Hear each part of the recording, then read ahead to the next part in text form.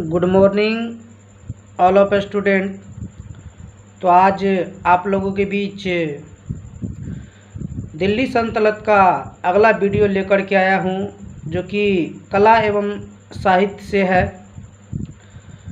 तो इसमें दो टॉपिक पढ़ेंगे। सबसे पहले स्थापत्य कला के बारे में, उसके बाद साहित्य कला के बारे में। तो स्थापत्य कला का अर्थ होता है भवन या मस्जिद। तो एक साइड स्थापत्य है, उसके बाद उसके समय शासक कौन थे और मुख्य बिंदु पर खासकर ध्यान देंगे। तो सबसे पहले है कुब्बत उल इस्लाम। कुब्बत उल इस्लाम इसके स्थापना के समय शासक कौन थे? तो कुतुबुद्दीन ऐबक। कौन थे? तो कुतुबुद्दीन ऐबक थे। और तुर्कों द्वारा निर्मित प्रथम मस्जिद था, यानी तुर्कों के द्वारा प्रथम मस्जिद कुब्बत उल इस्लाम था, जो कि कुतुबुद्दीन ऐबक के समय स्थापना हुआ था। उसके बाद 2.5 दिन का झोपड़ा, ये भी कुतुबुद्दीन ऐबक के समय ही स्थापना हुआ था। अजमेर में पहले यह एक संस्कृत विद्यालय था और बाद में 2.5 दिन के झोपड़ा से नाम से जाना गया। उसके बाद है कुतुब मीनार की नींव कुतुबुद्दीन ऐबक के समय ही डाली गई थी और पूर्ण रूप से पूरा करने का श्रेय इल्तुतमिश को जाता है।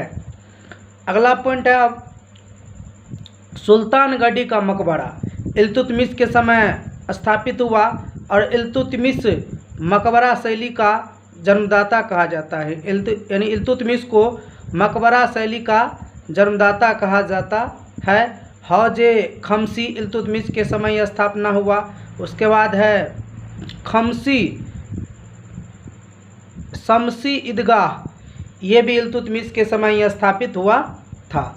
अगला है बलबन का मकबरा, जो कि बलबन के समय स्थापित हुआ था और विशुद्ध इस्लामी शैली पर आधारित ये मकबरा था, बलबन का मकबरा। अब है सीरी का किला, जो कि अलाउद्दीन खिलजी के समय स्थापित हुआ था और 1000 खंबा महल का निर्माण भी अलाउद्दीन खिलजी के समय ही हुआ था। और अलाई दरवाज़ा, इसका निर्माण भी अलाउद्दीन खिलजी के समय हुआ। और हौज खास या हौज अलाई, ये अलाउद्दीन खिलजी के समय स्थापित हुआ था। अगला है उखा मस्जिद, ये मुबारक खिलजी के समय स्थापित हुआ था और भरतपुर राजस्थान में पड़ता है। उखा मस्जिद भरतपुर राजस्थान में पड़ता है। अगला है तुगलकाबाद का किला, ये कि गियासुद्दीन तुगलक के समय स्थापित हुआ और गियासुद्दीन का मकबरा, ये भी गियासुद्दीन तुगलक के समय ही स्थापित हुआ था। अगला है आदिलाबाद का किला, मोहम्मद बिन तुगलक के समय स्थापित हुआ था और जहाँ पनाह इसकी भी स्थापना MBT यानी मोहम्मद बिन तुगलक के समय हुई थी। अगला है फिरोज शाह कोटला, फिरोज शाह तुगलक के समय स्थापित हुआ और फिरोज शाह का मकबरा भी फिरोज शाह तुगलक के समय स्थापित हुआ था। और एक है मोठ मस्जिद का निर्माण सिकंदर लोदी के समय हुआ था। अब एक नोट पॉइंट है, इसे ध्यान में रखना है कि मालवा विजय के उपलक्ष्य में राणा कुंभा ने कीर्ति स्तंभ का निर्माण करवाया था। मालवा को जब जीता था तो उस समय राणा कुंभा ने कीर्ति स्तंभ का निर्माण करवाया और निर्माता जैता थे और रचयिता अभी और महेश थे। एग्जाम के विषय से याद रखना है।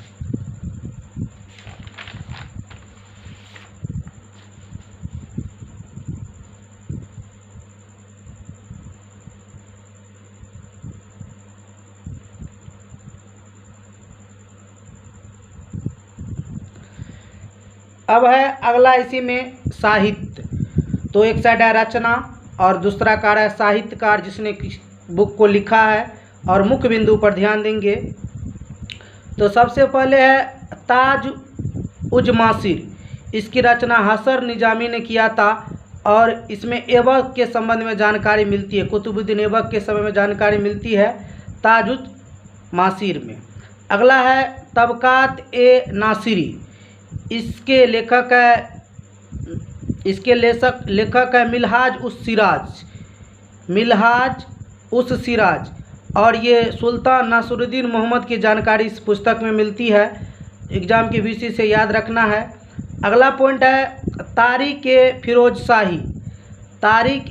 शाही तथा फतवा ए जहांदारी, इसकी स्थापना जियाउद्दीन बर्नी ने किया था, जो कि पहले जियाउद्दीन बर्नी मोहम्मद बिन तुगलक के दरबार में रहते और बाद में फिरोज शाह तुगलक के दरबार में ये गए थे।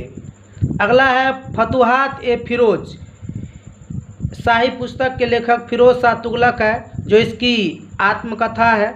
अगला है किताब उल रेहला, इसने इब्न बतूता ने इसे लिखा है और मोहम्मद बिन तुगलक के समय मोरक्को यात्री, यानी मोहम्मद बिन तुगलक के समय ये भारत आया था।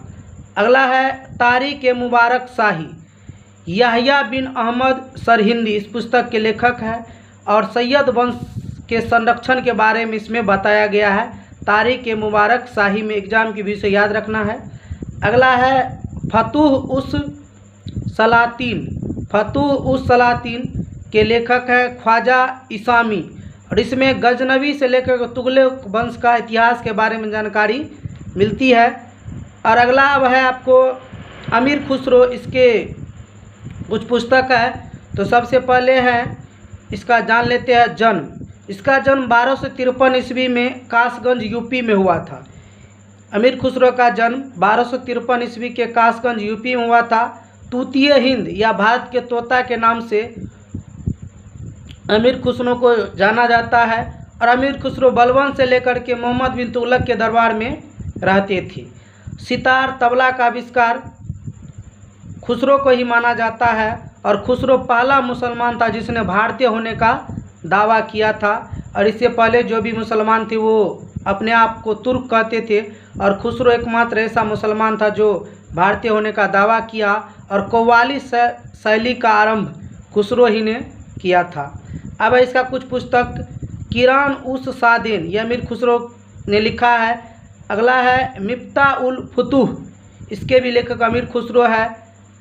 खजाइन उल फुतूह, ये भी अमीर खुसरो के पुस्तक है। आशिका अमीर खुसरो लिखे हैं और नूह सिमीहर, इस पुस्तक के लेखक भी अमीर खुसरो हैं। उसके बाद है तुगलक नामा, इस पुस्तक के लेखक भी अमीर खुसरो है। और नोट पॉइंट याद रखना है कि दिल्ली सल्तनत की राजभाषा फारसी था।